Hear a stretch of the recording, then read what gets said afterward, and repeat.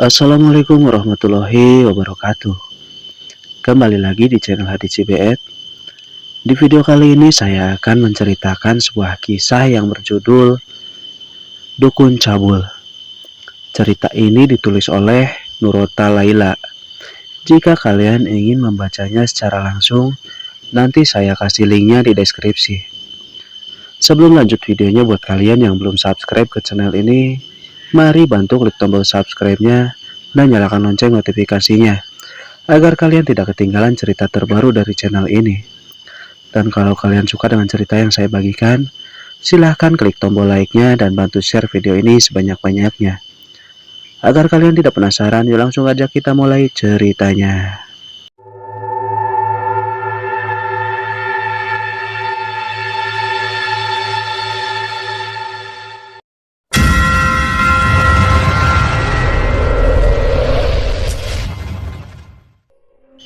Di sebuah tengah alas terdapat sebuah bangunan rumah gubuk tua yang ditinggali seorang laki-laki parubaya yang berusia sekitar 65 tahun. Beliau tinggal sendirian di dalam rumah gubuk tua itu. Konon dia selama ini telah melakukan perjanjian dengan sosok siluman raksasa berkepala kerbau, yang mana perjanjian itu dilakukan untuk mencari korban. Selama ini dukun tersebut sudah memakan banyak korban untuk melampiaskan hasratnya. Namun tidak sepenuhnya dilakukan oleh Mbah Kuswono. Suatu malam ketika Mbah Kuswono sedang melakukan ritual di ruangannya dengan merapalkan mantra dan mulut berkomat kamit, asap kemenyan mengepul di dalam ruangan itu dengan bau khasnya.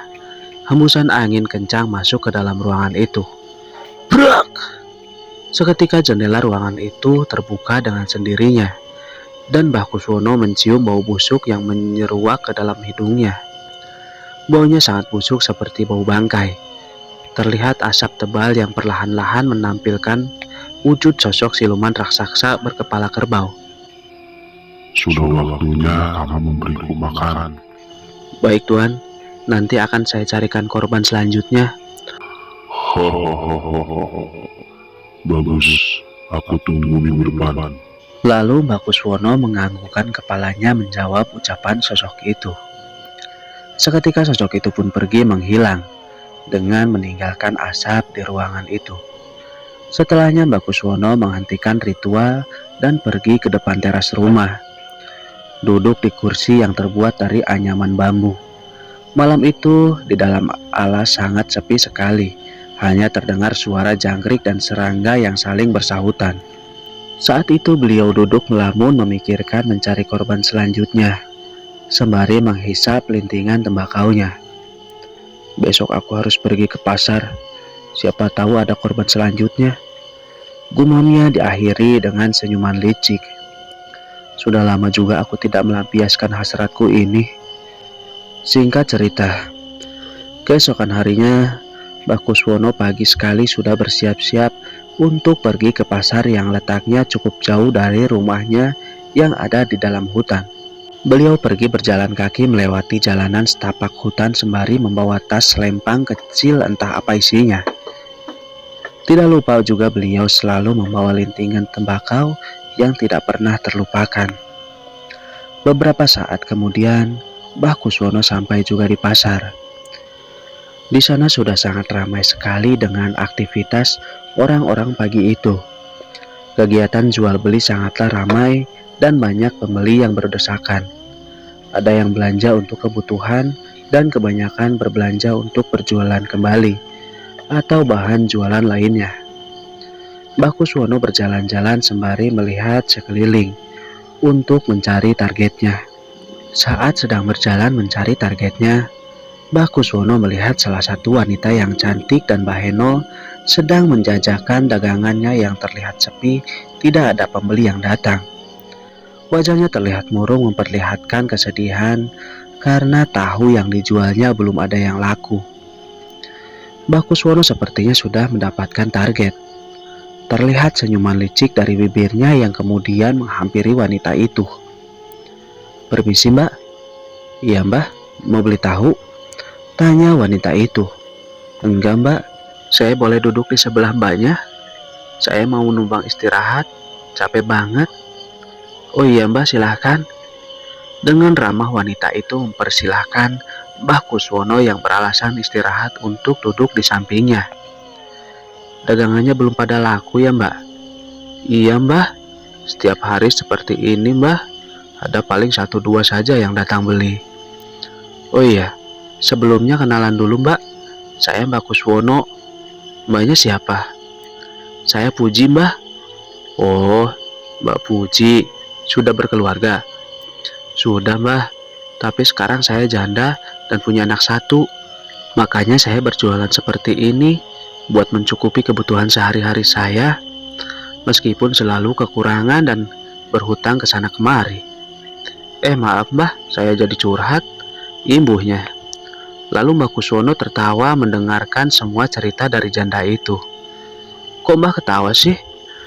Beliau tidak menjawab pertanyaan Puji, malah sibuk membuka tas yang terbuat dari sarungnya itu untuk mengambil sebuah secari kertas bertuliskan alamat.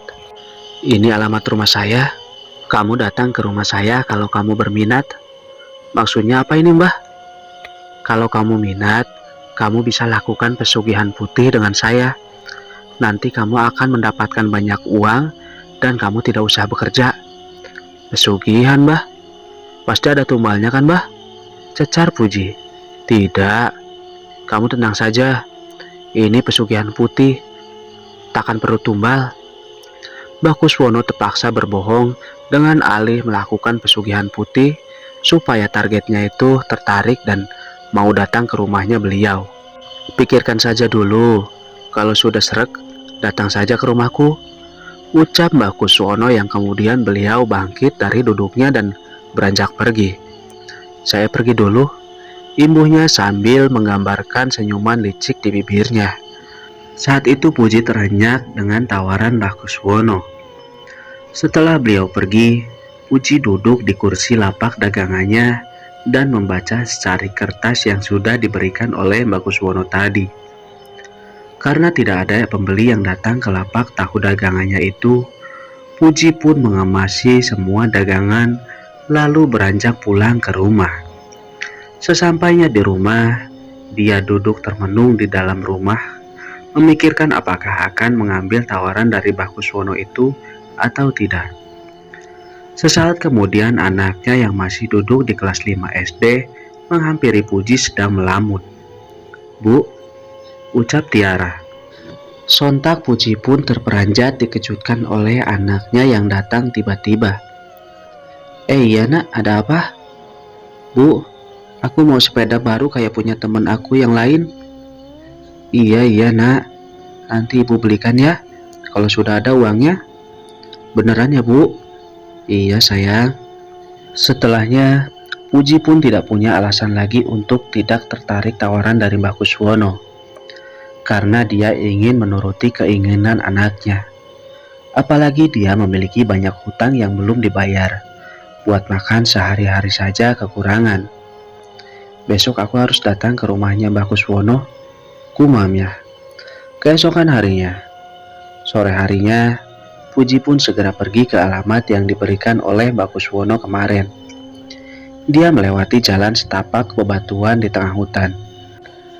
Meskipun jalanannya berliku dan berbatu, tidak membuat Puji menyerah, karena dia bertekad untuk mendapatkan uang banyak secara instan. Beberapa saat kemudian, dia pun akhirnya sampai juga di dalam hutan yang dimana banyak pepohonan besar, serta rumput belukar, serta suara hewan saling bersahutan memecahkan kesunyian. Namun Puji sempat ragu, karena rumah yang ada di dalam hutan itu tertutup dan sepi seperti tidak berpenghuni. Benar nggak ya itu rumahnya? Tapi kok seperti sepi nggak ada penghuninya? Gumamnya. Sekali dia melihat ke kertas yang bertuliskan alamat itu. Saat dilihat alamatnya benar, dia pun mencoba untuk menyambangi rumah itu. Misi Mbah. Sudah beberapa kali Puji mengetuk pintu rumahnya Mbah Kuswono. Akan tetapi tidak ada yang membukakan juga. Ini benar kok sesuai di alamat, tapi kok sepi, gumamnya. Krek, Sesaat kemudian, terlihat lelaki parubaya itu keluar menemui Puji. "Mbak Puji?" ucap Mbah Kuswono. Mbah, saya kira salah alamat mbah. Soalnya rumahnya sepi. Ayo masuk." Saat itu Puji dan Mbah Kuswono pun masuk ke dalam rumah untuk membicarakan soal ritual yang harus dilakukan oleh Puji nanti malam. "Nanti malam kamu harus melakukan syaratnya terlebih dahulu." "Apa syaratnya mbah?" tanyanya penasaran. "Syaratnya kamu harus bersemedi di sebuah sungai yang ada di belakang rumahku tanpa menggunakan baju sama sekali." "Tanpa menggunakan pakaian mbah?" tanyanya terperanjat. "Iya, itulah syarat yang wajib kau lakukan kalau mau mendapatkan kekayaan secara cuma-cuma." Saat itu Puji sempat terdiam dan berpikir dia bingung akan melaksanakan syarat itu atau tidak. Tapi di sisi lain, dia harus melakukan itu. Akhirnya Puji pun setuju untuk melakukan syarat yang sudah diperintahkan oleh Mbah Kuswono. "Iya mbah, saya akan lakukan itu." Mbah Kuswono pun tersenyum sinis sembari menghisap lintingan tembakau yang ada di tangannya. Malam hari pun tiba. Sebelum Puji melakukan ritual di sungai yang ada di belakang rumahnya Mbah Kuswono, mereka masuk ke dalam ruangan ritual di dalam rumahnya. Puji yang pertama kali melihat ruangan ritual itu sangat luas sekali dan ia merinding serta juga merasa aneh karena di dalam ruangan ritual itu terdapat sebuah dipan yang ditaburi kembang-kembangan serta interior di dalam ruangan ritual itu serba berwarna hitam. Ada banyak sekali sesajen dihidangkan dan juga kemenyan yang sudah dibakar. Asapnya mengepul di dalam ruangan itu, dengan bau yang khas menyeruak ke dalam hidung. Saat itu Mbah Kuswono lalu duduk di hadapan kemenyan yang sudah dibakar. Begitupun dengan Puji. Beliau berkomat kamit membacakan mantranya. Hembusan angin masuk membuat Puji semakin merinding. Bulu kuduknya berdiri semua. Setelah melakukan ritual beberapa saat kemudian, Puji pun diantarkan oleh Mbah Kuswono ke sungai yang ada di belakang rumahnya.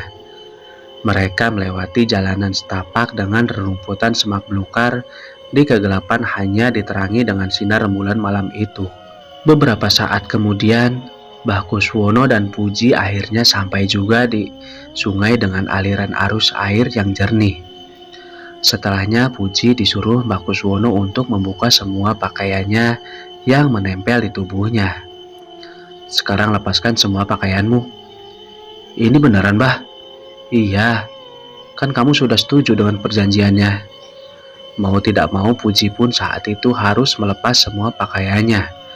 Dengan rasa malu dipertontonkan oleh Mbah Kuswono yang ada di hadapannya. Perlahan-lahan Puji melepas satu persatu pakaiannya. Karena tidak sabar melihat keindahan lekuk tubuh Puji, Mbah Kuswono pun dengan lancang ikut membantu melepaskan pakaiannya yang masih menempel di tubuh Puji. Sontak Puji pun terkejut karena Mbah Kuswono berbuat cabul. "Mbah, sudah, biar saya bantu. Kamu diam saja. Lagian hanya kita berdua saja di sini," ucapnya dengan tersenyum licik. Setelah semua pakaian menempel di tubuhnya Puji, Mbah Kuswono terpanah dengan keindahan tubuh seorang janda anak satu itu yang masih bohai dan bahenol, serta Sinta enak dipandang mata. Mbah Kuswono pun sampai terangah melihatnya. Sementara Puji mencoba menutupi payudara dan kemaluannya yang terpampang nyata dengan tangannya. "Tidak usah ditutupi bagian itu. Aku sudah melihat semua kemolekan tubuhmu itu," ucapnya dengan tatapan penuh nafsu. Tapi Mbah Kuswono menahan hasratnya itu sejenak, yang kemudian menyuruh Puji berendam di sungai itu. Segera Puji pun berendam duduk di sungai yang airnya sangat dingin sekali. "Saya tinggal dulu. Kau harus bersemedi selama semalam dan nanti kalau sudah selesai, kembali ke rumahku. Ini mantranya kamu baca. Kalau ada gangguan jangan kamu hiraukan," ucap Mbah Kuswono. "Baik mbah." Puji berendam dengan tubuh yang menggigil karena kedinginan. Apalagi hembusan angin saat itu membuat hawa semakin dingin masuk ke dalam tulang. Tiba-tiba saja langit terlihat mendung yang tadinya cerah dengan cahaya rembulan. Dan kali ini malah turun gerimis membuat suasana semakin dingin sekali. Puji pun menggigil kedinginan, sembari mulutnya terus berkomat-kamit membacakan mantranya. Serak, serak, serak. Seketika dia dikejutkan dengan suara langkah kaki yang ada di belakang tubuhnya saat Puji sedang berendam. Namun dia tidak berani melihat ke belakang. Sesuai dengan pesan dari Mbah Kuswono tadi, dari seberang sungai, Puji dikejutkan dengan sosok yang berdiri menatap ke arah Puji. Sosok itu menatap dengan tajam.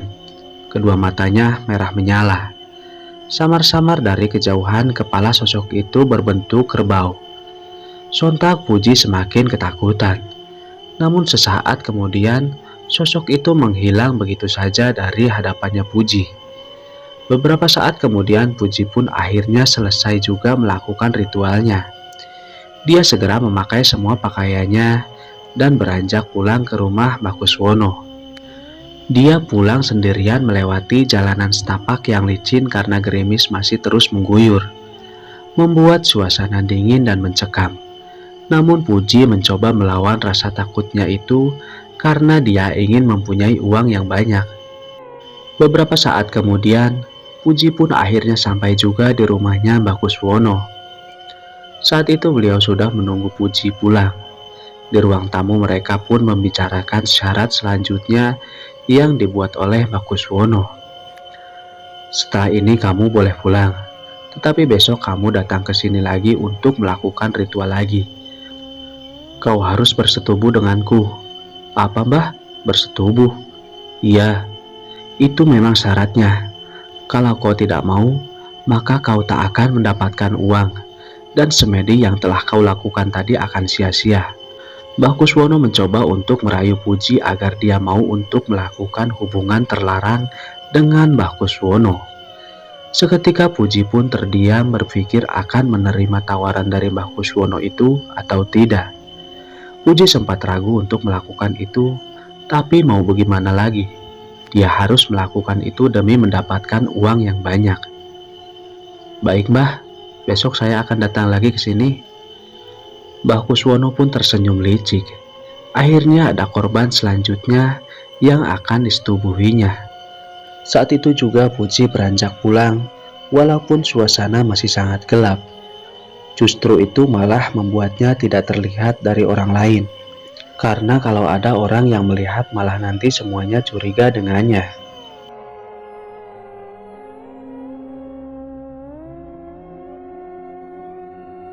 Ceritanya cukup sekian dulu. Agar kalian tidak ketinggalan cerita selanjutnya, silahkan klik subscribe-nya dan nyalakan lonceng notifikasinya. Mohon maaf bila ada salah-salah kata. Saya Hadi pamit undur diri. Wassalamualaikum warahmatullahi wabarakatuh.